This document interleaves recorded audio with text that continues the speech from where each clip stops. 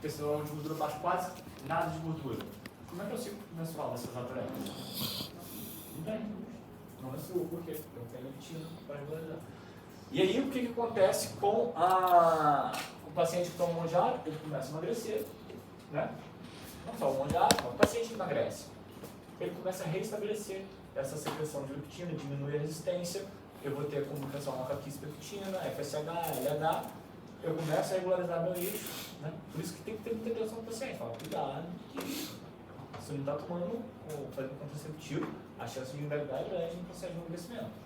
Se não está se protegendo, vai engravidar. Então, tem que tomar cuidado. Então, isso que acontece, aumenta a fertilidade, tá? Então, a leptina, de uma forma geral, ela é boa, tá? Agora, tem outros que estão relacionados com fibrinólise, tá? Vasculopatia, remodelamento vascular, tá? Inflamação, resistência insulínica. Então, a gente vai ter tudo aqui, ó, inflamação, resistência insulínica. Então, o tecido adiposo visceral, ele vai secretar mais isso relacionado à inflamação, à parte vascular, tá? À resistência insulínica. E o tecido adiposo subcutâneo, mais leptina, adiponectina, tá? E aí, o que é importante entender? Eu vou parar aqui nessa aula, porque a gente vai entrar no segundo componente da síndrome metabólica, que a gente vai falar daqui a 15 dias, que é a resistência insulínica. Então, a história do paciente diabético tipo 2 começa muito por aqui. Você tem um ganho de peso, o cara começa a ganhar peso, né? Ele tem uma predisposição genética, né? Suscetibilidade genética com ganho de peso, ele começa a ganhar peso, e esse cara tem pouca gordura subcutânea, e ele começa a desenvolver visceral, e ele começa a ter resistência insulínica. E aí, eu vou falar da resistência insulínica na próxima aula de fisiopatologia com vocês, tá? Mas é por aí.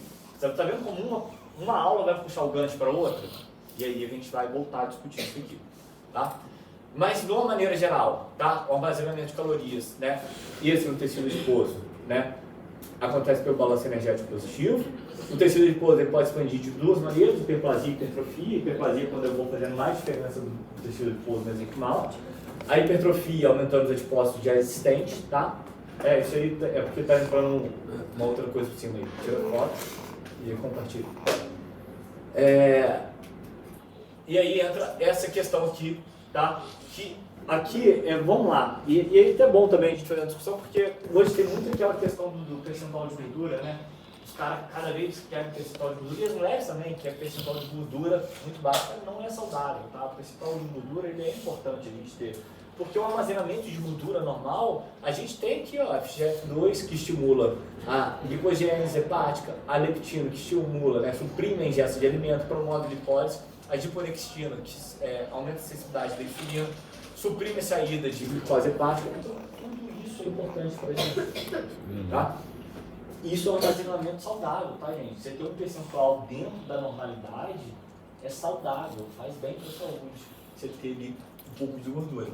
Agora, quando não é saudável, aquele superávit, você começa a ter esse acúmulo, você vai começar a acumular na gordura visceral, tudo, né? Você vai ter maior massa do tecido adiposo, tanto do subcutâneo, que ele também vai se expandir, tá? Mas também do visceral, vai ter maior inflamação do tecido adiposo visceral, aumento da gordura hepática, tá? A gordura hepática, eu já vou falar sobre ela, maior conteúdo lipídico, né? Músculo esquelético, que aqui já começa a sinalizar aqui uma terceira etapa do ganho de peso, porque eu não falei da ectópica. A gente tem a gordura subcutânea, que é o preferencial para armazenar. A minha capacidade de estocar ali está limitada, porque eu estou comendo muito, estou no superávit calórico. Eu vou para a visceral. Ela começa a expandir, mas eu estou comendo muito e eu não tenho capacidade de adequar isso. Aonde que vai a terceira etapa? Ectópica. A ectópica é a gordura no fígado, a gordura no pâncreas, a gordura intramuscular. Aí já é uma terceira etapa desse ganho de peso, tá? Aí vou gerar mais consequências, vou agravar mais ainda a minha resistência insulínica, que é a gordura hepática, né? A gente tem a resistência insulínica a nível hepático, intramuscular, enfim, tá? Então, olha, eu tenho uma capacidade limitada, essa é a teoria do hiperfluxo da expansibilidade, tá? Que é uma capacidade limitada de expansão.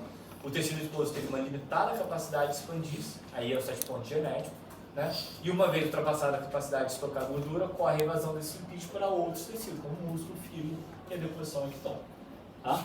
De uma maneira geral falando, quando eu tenho um armazenamento normal, ácido graxo bíblico sempre sequestrado, triglicerídeo lá no banco, lá no meu tecido adiposo, na gotícula adiposa, tá? Preservação da sensibilidade da insulina, proteção metabólica. Por isso que aquele cara que expande muito, ele demora a ter a normalidade metabólica. O triglicerídeo dele vai ser baixo, ele tem para onde guardar, ele tem tecido adiposo pra caramba, ele vai guardando. Quando a capacidade de expansão é excedida, eu tenho aumento da lipólise no tecido adiposo, maior liberação de ácido graxo bíblico, resistência insulínica e início da lipotoxicidade. Então a falha da expansibilidade do tecido adiposo marca o início da disfunção metabólica do meu paciente. Tá? E aqui é só mostrando que, né, subcutânea atinge a capacidade máxima de gordura, o depósito passa a ser ectópico. E as consequências, resistência insulínica hepática, aumento da lipogênese hepática, esteatose hepática, tá? Aí a gente vai ter outras consequências, né, nessa terceira etapa de armazenamento. Mais uma vez, quando eu começo a perder peso, primeiro eu vou perder qual? Ectópico, visceral, depois subcutâneo. Por isso que muita gente emagrece e fica satisfeito. Sempre fica, ah, não, mas tem uma gordura. Cara, mas essa vai ser a última vez no subir, entendeu? Esteticamente vai ser a última subir. Então o cara lá emagrece, melhora a saúde, tudo, mas essa, mas sempre está incomodando. Vamos lá.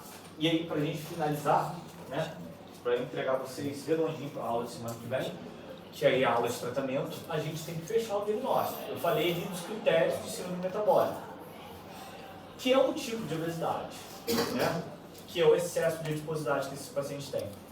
Aqui é uma classificação padrão, acho que você já conhece sobre o IMC, não vou perder muito tempo aqui falando de cada etapa. O IMC continua? Continua. Mas para tratar o paciente, não adianta olhar só para o IMC. Historicamente, o guideline sempre fala IMC maior que 27, né? Mais comorbidade para tratar o paciente. Mas e o cara que tem obesidade grau 3, que ele emagreceu, que ele fez bariátrica e que começa a reganhar peso? Você não vai tratar ele? Ele deixou de ter obesidade? Ele foi curado da obesidade? Ele está controlado, mas está começando a reganhar. Então tem que intervir para esse cara. Um dos conceitos que é trabalhado no guideline novo é assim: você vai pegar o peso máximo que o cara atingiu na vida. Esse vai ser o diagnóstico dele, vai fazer o IMC dele, obesidade grau 3, o cara está magro, mas você tem obesidade grau 3. Trabalhe isso com o seu paciente. Não no sentido de querer, mas depois que ele emagrece, lógico que eu não falo isso quando o paciente chega, mas depois que ele emagreceu, eu trabalho muito isso na cabeça dele. Você tem um diagnóstico, isso não vai mudar a sua vida. E se você não fazer nada para manter o seu peso, você vai voltar para aquele peso, vai voltar para a obesidade grau 3. Então você tem que trabalhar isso na mente do seu paciente. Entender que a doença não tem cura, ela vai ter controle. Vamos lá. Professor, deixa eu fazer uma pergunta em relação ao IMC. É fato ou não de que o IMC ele descarta muito a ideia da composição corporal, da massa magra? Por isso. Aí descarta mesmo ou assim? É por isso, exatamente, que aí vem essa proposta do lance. Porque assim, no consultório, a gente já não olha muito para o IMC. Mas precisava trazer isso como um todo, até para vocês olharem isso. E aí, a gente tem algumas definições aqui que ele trabalha o quê? Ele começa a tirar o IMC, ele fala da obesidade pré-clínica e obesidade clínica. E aí, como é que eu faço esse diagnóstico de obesidade pré-clínica ou obesidade clínica para pensar em tratamento? Eu preciso primeiro identificar o quê? O excesso de adiposidade. Como é que eu vou olhar esse excesso de adiposidade desse paciente? Medidas antropométricas, né? Mais o IMC do paciente. Vou avaliar alterações estruturais do organismo do paciente, que a obesidade já pode estar trazendo, e se ele já tem alguma manifestação clínica. Tá? Como que a gente faz isso na prática? E aí entra talvez aqui a sua pergunta. O IMC isoladamente não deve ser mais usado para o diagnóstico de obesidade. Associado a ele, a gente tem que fazer medidas antropométricas. Circunferência abdominal, circunferência de quadril, tá? Avaliar relação cintura e altura, cintura e quadril, e composição corporal com a densitometria ou com a bioimpedância, lógico que tem aparelhos e aparelhos, tá? E aí, a gente volta a ter uma ideia lá, lembra dos critérios de síndrome metabólica? Eu, particularmente, eu não uso nenhum dos dois. Por quê? Mais importante que circunferência abdominal, para mim, é isso aqui, ó. O que vai delimitar se o cara tem gordura central é esse daqui. E aí você olha os dois mais utilizados, que é o Necept e o coisa, não usa. Aí, para pensar, o cara que tem obesidade, que é bem difuso ali, que ele vai ter ali para onde engordar e para onde distribuir o tecido esposo dele. Se você medir, vai dar maior que 90 ou que 102. Entendeu? Então, para mim, não faz muito sentido usar esse critério da circunferência abdominal. Eu prefiro esse daqui. Aí o critério da OMS já usa a relação cintura e quadril. Eu prefiro esse daqui, cintura e quadril. Porque esse critério vai mostrar quando ela está aumentada que o cara tem mais gordura aqui do que o quadril. No homem já é um pouco mais comum, até porque o corte é até um pouco mais alto, é 0,90. Na mulher, a mulher que tem essa relação maior que 0,85 chama atenção, porque é onde que é comum a mulher armazenar gordura? Aqui. Então, se a relação está muito aumentada na mulher em relação à cintura do quadril, é porque ela está acumulando gordura central. É mais fácil ainda de identificar. E aí, como é que a gente faz isso? O cara tem MC maior ou igual a 30 e uma medida alterada, ele tem excesso de adiposidade. Independente do IMC, e ele tem duas medidas aqui antropométricas alteradas, ele tem excesso de adiposidade. Independente do IMC, ele tem biopedância ou a densitometria de composição corporal alterada. Ele tem excesso de adiposidade. E lógico, o IMC de obesidade não tem 40, aí não tem como o cara ter massa muscular de 40. Tem que ser muito forte, não? Humanamente acho que é impossível o cara chegar a esse IMC só de músculo, né? Então, aqui eu fechei excesso de adiposidade, tá? Pontos de corte, circunferência, eu botei aqui o da IDF, tá? Maior que 80 para mulher, maior que 90 para homem. Relação cintura e quadril, né? 0,35 para mulher, 0,90 para homem. Cintura e altura maior que 0,05, tá? E da densometria, os critérios que ele colocou ali, 25% percentual de gordura para homem e 30 a 38% para mulher, já seria ali, tá correlacionado com excesso de adiposidade. Aí, para mulher, 28 para baixo já é um percentual legal. Nossa, não sei o que. Cara, criou-se um padrão feminino agora que a mulher tem que ter percentual. Cara, a mulher não tem. Naturalmente, mulher não tem. Ela vai conseguir atingir esse percentual muito baixo, de 5%, 7%, ou se ela for atleta, ou se ela for anabolizante. Entendeu? E aí, padrão de beleza na televisão é o quê? Chega um carnaval que sai de bateria, o quê? É tudo mulher musculosa, tudo mulher forte. Aí chega as pessoas no consultório, não, mas aí eu não consigo. Não é assim, cara. O saudável, tá? É a mulher ter gordura. E mais com o homem, é normal isso. Não é competição aqui, é normal que. É da fisiologia do corpo humano.